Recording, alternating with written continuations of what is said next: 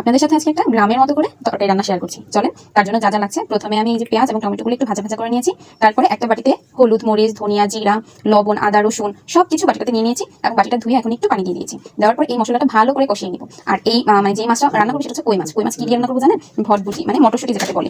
মানে মটরশুঁটি দিয়ে কিন্তু যে কোনো তরকারি খুবই টেস্ট হয়। এই যে দেখেন ফ্রোজেন করা ছিল আমাদের মটরশুঁটিগুলো, মানে আমি ফ্রিজ থেকে নামিয়ে নিয়েছি। এখন আমি এর মধ্যে মটরশুঁটিগুলো ঢেলে দিচ্ছি। দেওয়ার পর এটাকে ভালো করে আমি নিয়ে এই কাঁচা মাছের তরকারি যখন আপনারা রান্না করবেন তো অবশ্যই আপনারা এই মশলাটা ভালো করে কষাবেন। কারণ কষালে কি হয় জানেন, মাছটাতে ভালো করে ধরে। এই যে আমি 4 পিস কই মাছ নিয়েছিলাম, তো খুবই মানে আজকে আর ভাজবো না, তো আমি কষাই রান্না করা ট্রাই করবো। এই যে মাছগুলো দিয়ে দিয়েছি।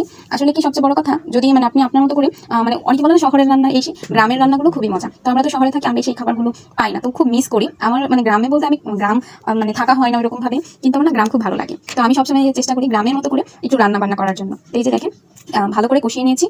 পরে পানি দিয়ে এই যে দেখেন একদম শুকনো শুকনো করে নিয়েছি। তারপরে ফ্রোজেন করাই ধনিয়া পাতা ছিল, একদম দেশি ধনিয়া পাতা। সেই ধনিয়া পাতাটা দিয়ে একটু ভালো করে নাড়াচাড়া দিয়ে একদম মাখো মাখো করে নামিয়ে ফেলবো। বিশ্বাস করেন এই তরকারিটা এত টেস্ট হয়েছে আর এত মজা হয়েছে, আপনারা আমার মতো করে একবার ট্রাই করে দেখবেন এইভাবে ভাজা ছাড়া কষিয়ে রান্না করে। বিশ্বাস করেন একদম জিভে লেগে থাকবে।